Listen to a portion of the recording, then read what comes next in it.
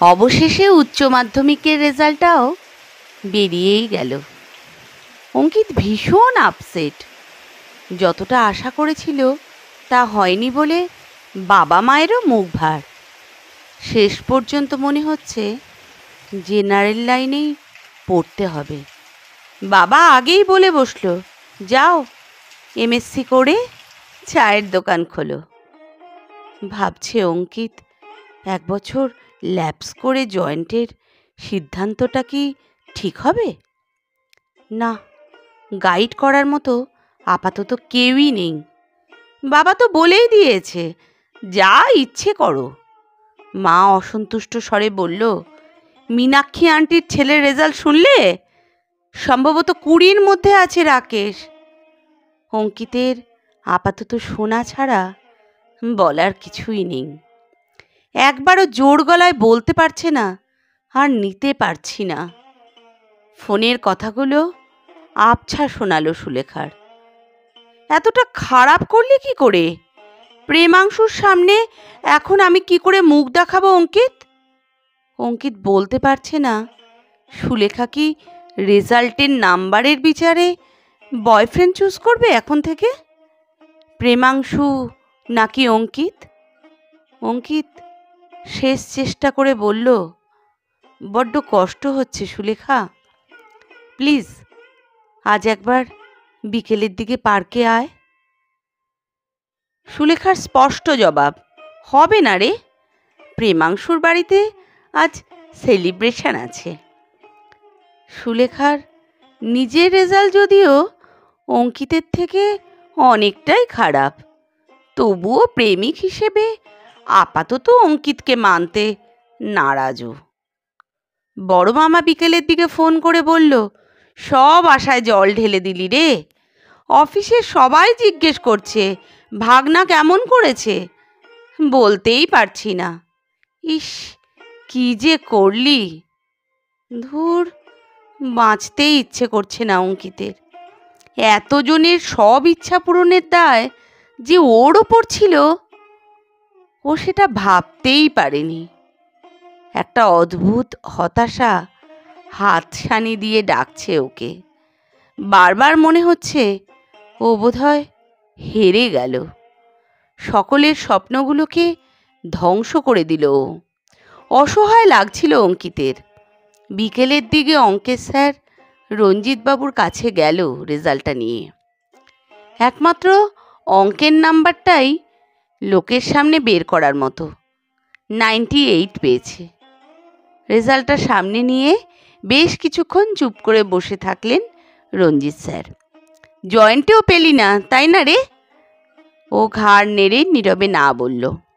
হঠাৎ যেন আচমকা অন্ধকার আকাশে আলোর দিশা দেখতে পেলেন, এমনভাবে স্যার বললেন, ইউরেকা! না, সঙ্গ দেয়নি সুলেখা।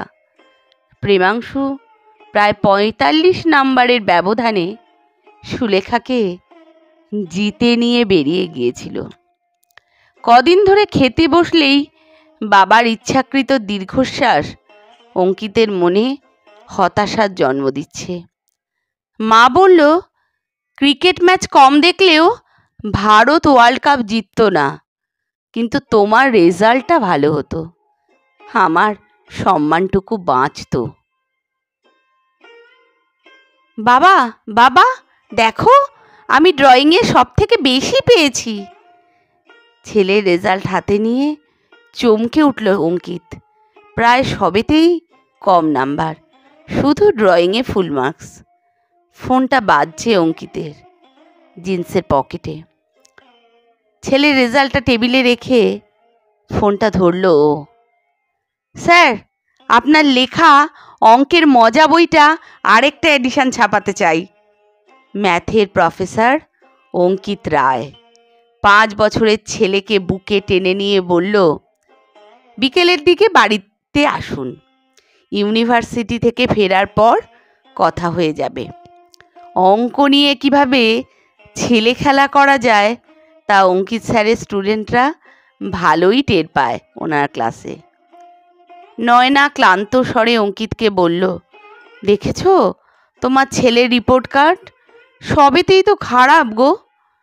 নয়না ভেঙে পড়া গলায় বলল, লোকে বলবে ওই বাবার এমন ছেলে। অতীতের অঙ্কিতের থেকে বর্তমানে ফিরে এসে ও বলল, আমার ছেলে যদি যামিনী রায় কি যোগেন চৌধুরী হয় তাহলে কি তোমার আপত্তি আছে নয়না? অথবা যদি কিছুই না হয়, যদি রয়ে যায় অসাধারণের ভিড়ে সাধারণ হয়ে, তাহলেই বা আপত্তি কি? হোক না ওর মতন। একটা রেজাল্ট জীবন ঠিক করে দেয় না নয়না। কয়েকটা নাম্বার যদি সত্যিই ভবিষ্যৎ তৈরি করতে পারত, তাহলে আজকের অঙ্কিত রায় সেদিনই নিজেকে শেষ করে দিত ভুল সিদ্ধান্তে। একটা ব্যর্থতার অন্ধকারকে পেরোতে পারলেই সামনে দিগন্ত জুড়ে আলো রেখারা হাতছানি দেবেই। হেরে যাওয়া বলে কিচ্ছু হয় না। কোনো কোনো জীবন শেষ থেকেও শুরু হয়। জীবন সকলকে পথ দেখায়, ওকেও দেখাবে।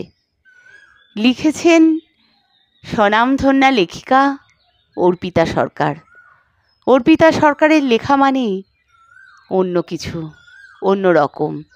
আমি বলার চেষ্টা করেছি, কণ্ঠে আমি তোমাদের তুলিকা। কেমন লাগলো অবশ্যই জানাবে।